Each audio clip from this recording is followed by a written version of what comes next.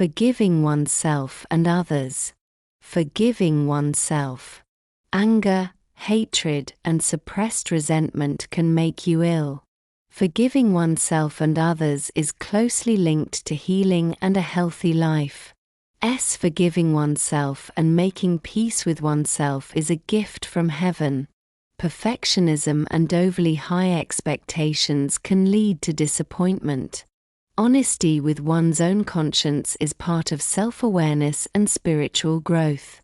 Here we can cultivate courage and strength.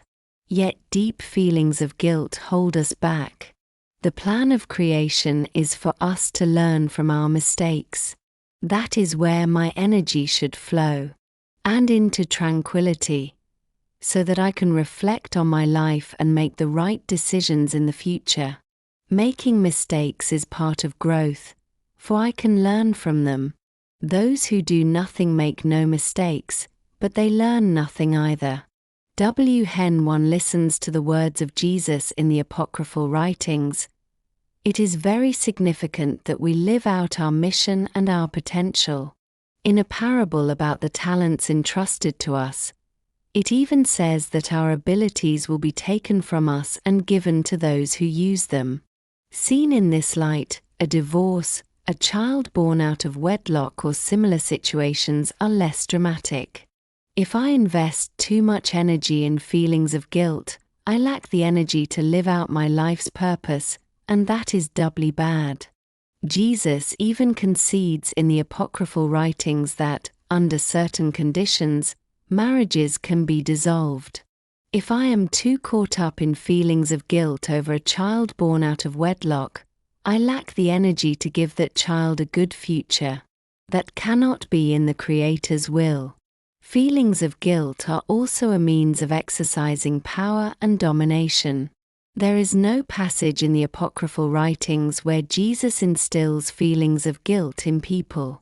Ways to forgive oneself might include the energy of gratitude, trust in the Creator and in Jesus, and the awareness that we possess divine dignity. Realizing what we are truly responsible for and proactively doing good also helps us to reduce guilt. Forgiveness is one of the greatest gifts Jesus has left us. Even some non-Christians say so. It is also extremely wise, as it benefits everyone with little effort. Energy and time are no longer wasted pointlessly, but can be used again for our life's purpose. Moreover, anger and resentment bind us to the other person. This gives that person power over us and causes us harm. In a way, the other person has thus achieved their goal. If I do not engage with it, it will confuse the other person. The more I dwell on it, the more anger builds up inside me. And we know, of course, that thoughts create realities. There is a danger that I will project something onto the other person that is no longer realistic. If I do not forgive, then I remain bound to that person even beyond death and must resolve this. But it is much easier to do so now than later. If I react on the same level as the other person, the problem escalates. If I withdraw from the game, the other person will eventually stop playing it, because it becomes boring. Just like in all martial arts. I can step aside, the blow misses its mark, and I move to a higher level to clarify through dialogue what the issue is. That would be the way of the great masters. Aren't other people also there to show us our own areas for improvement? In those areas where I am confident, the other person doesn't trigger me either. Perhaps that is also the deeper meaning of tensions.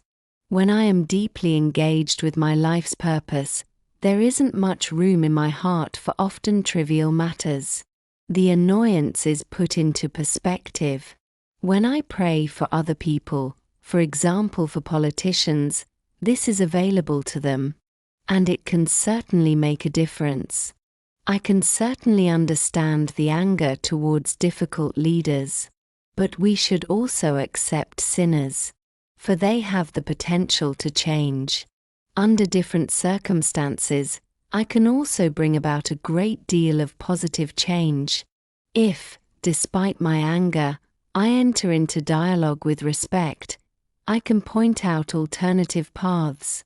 For often people act out of desperation because they cannot see any alternatives. I have sometimes been amazed at how often these alternatives are taken seriously and put into practice. I believe that here the forces of good are working through me. If we make ourselves available to these forces of good, everyone wins. The soul continues to ascend. Jesus described this development using a ladder. The other person is simply on a different rung of the ladder, but will eventually get there too. Am I responsible for pulling the other person up? Can I not rather be grateful that I am now further up the ladder of consciousness and development? Am I responsible for the other person's company? Do I want to be their behavioral therapist? Love for myself demands that I tell the other person where I have been hurt. This also shows concern for the other person, because with this behavior, he or she will also hurt other people. But simply making accusations gets me nowhere, nor does putting myself above the other person. Yet hurts must be voiced, otherwise they can poison the soul. Often, it is enough simply to tell someone about them or to write them down. A walk in the woods can also be therapeutic. That is my experience. When I dictate or write down the issue that is troubling me, it is like putting it aside. It becomes smaller. I have experienced this time and again. If I proactively approach the other person and show them kindness, for example by giving them some honey, this can have a revolutionary effect because the other person does not expect it at all. A small emotional investment with a huge return. When we fight against one another, our energy for our life plans is reduced. When we cooperate, however, our energy is multiplied. And together we have far more possibilities than alone. Even from a selfish point of view, it makes perfect sense not to live in confrontation. For our soul to continue ascending and our consciousness to rise, it is necessary that we clarify our relationships and bring them into the light. I proactively reached out to people who had not treated me well. Alongside the difficult issues, there were so many other things that connected us, and our bond gently grew once more. I also contacted people whom I had hurt a long time ago. A wonderful conversation ensued. What a joy it is to have no more resentment in my heart. Great joy.